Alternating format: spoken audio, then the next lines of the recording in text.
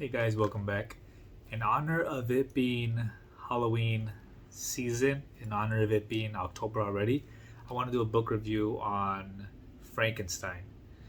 So, Frankenstein, written by Mary Shelley, is a classic. It's one that I think everybody should read, especially around this time of year. I got it upside down. Especially around this time of year where, the leaves are starting to change color and people are starting to think about Halloween in a different perspective. This book is all about the doctor, Frankenstein. So, Frankenstein, the monster, what we typically call Frankenstein, isn't even named yet. It starts off with a man on the run. He's found in the middle of the lake and he's like half dead almost. And they bring him aboard, they talk to him, tell him, who are you, where are you from, what's going on. And he opens up and he starts telling a story. And he tells a story of how he was a young man and how he became absolutely obsessed with the idea of having a new invention, starting this life of his own, this idea that he wants to create and make himself the world's most famous scientist by performing some experiments. And later you find out that he's doing this all in secret. His father sends him away to school. He leaves his hometown where this girl loves him and she wants to marry him, but he tells her, wait, I want to finish my obsession first. He's like, I want to finish my degree. I want to learn everything I can learn on this subject, finish my task, get pretty much a Nobel Peace Prize is what he was pretty much aiming for at the time. And saying, after all of this is done, then I'm going to come back and we're going to get married and have a life. And she was like, okay. The father was a little upset. He has a younger brother. His mother died. And so he was looking for meaning. He was searching for the meaning of himself. He was searching for the purpose of what he is, where he belongs in society. And he, funny enough, trying to create a body that becomes alive again, he was trying to immortalize himself. He was trying to immortalize himself through his fame. He wanted his name to live on forever. All the deeds that he's doing, he wanted that to be 100, 200, 300 years after his death, people will still be talking about him, kind of like how we still are talking about Frankenstein. And he wouldn't stop at anything to get that. He started withering away. He started not eating as much. He started staying up late. He started doing all these experiments late at night. And he ended up choosing his immortal self over his current physical self, which is very interesting. He started losing himself in his project. The more he worked on the project, the less he talked to his friends and family, the less he attended class, the less he was social with people, and the less he nourished himself. He was becoming an undead being because he looked with his cheeks sunken in, with his body pale and his eyes dark, and he was just obsessing over it. He was literally killing himself to get this thing alive.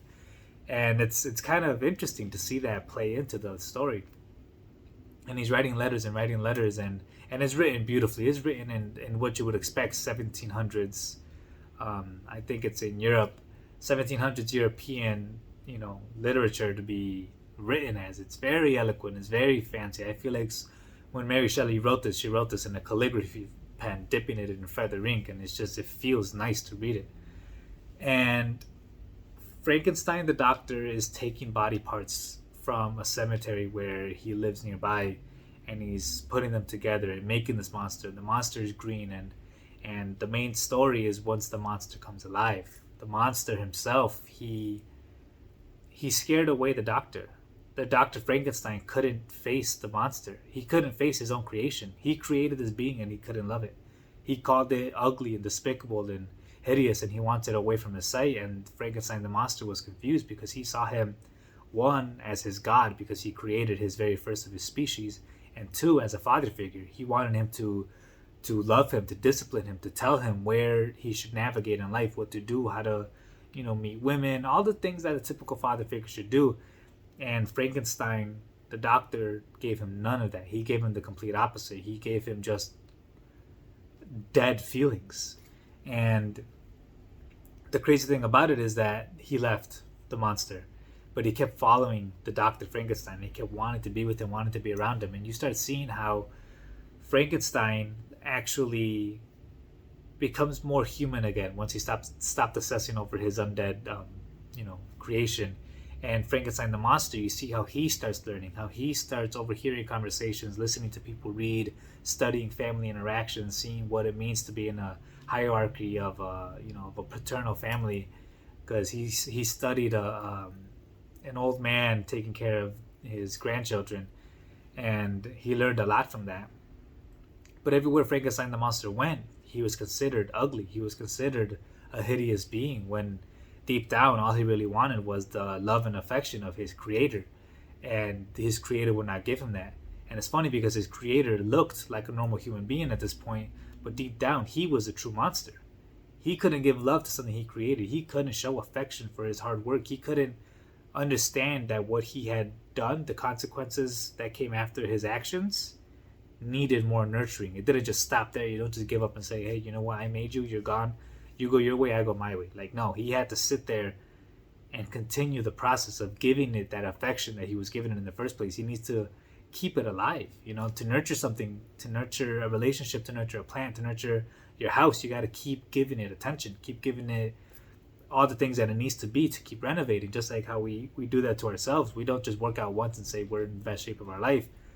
It's an ongoing process that never stops. The house that stops getting attention becomes an abandoned building. A house is only a home when there's people and family inside of it, taking care of it, spending quality time inside of it. And that's the part that Frankenstein forgot to do. He was so obsessed with just getting this thing alive that he didn't care about the things that happened afterwards. And he became the monster of the story. Frankenstein the doctor was actually in my eyes, he was the antagonist. He was the one that shouldn't have been alive. He was the one that should have been called hideous, a monster, and disgusting. He threw behind the woman that wanted to marry him. He left his family when they didn't have a mother. He left his father alone in old age, and he left his younger brother alone to not have the idealistic male figure that his younger brother wanted to look up to. His father was already older already. He couldn't teach him the same things that Frankenstein could have taught him, or maybe both of them together could have taught him to be something different. And all these actions and consequences lead up to something. It leads to a cat and mouse game where where the monster is chasing Frankenstein, and Frankenstein's trying to get away, calling him hideous, and you start to see what happens when you ignore someone who cares about you too much. And it shows how unrequited love can become a weapon. It could become used as destruction. It could become used as fuel to fire, or used as gasoline to fuel a fire. And Frankenstein, the monster, literally loved the Dr. Frankenstein. He loved him with all of his heart. And all he wanted was for the scientist to tell him, I accept you, you are my child. And he couldn't do it. He just could not do it. And the whole book ends up being this cat and mouse game of them two trying to find their own meaning in life through each other, which is funny because the doctor thought making the monster would give his life meaning, and the monster wanted to find meaning through his creator. He called him his god. He called him his everlasting being, and he wanted him to at least make him another one, at least make him a companion, not make him a one of a kind species that's going to go extinct.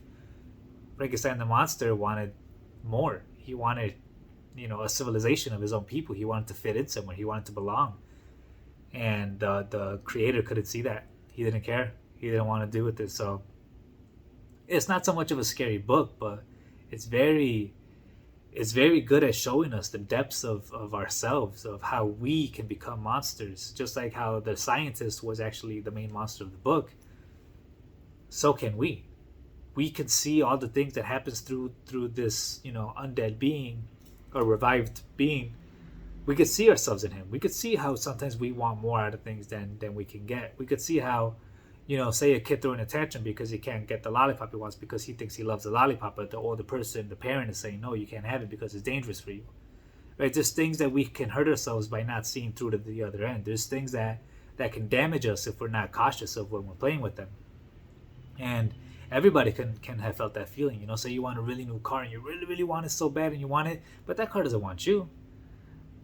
Once you get it, you think that's going to stop your happiness. You think that's going to stop your craving for buying something else. You think that's going to just make it all go away and be like, yeah, I bought this car, my life is set. No, there's always going to be something else.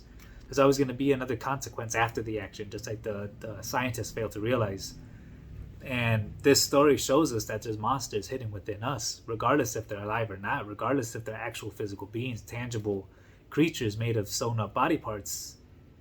Those fragments of ourselves that we neglect and fail to renovate, like I said with the old house, can turn into a whole monster and you know, eat us alive.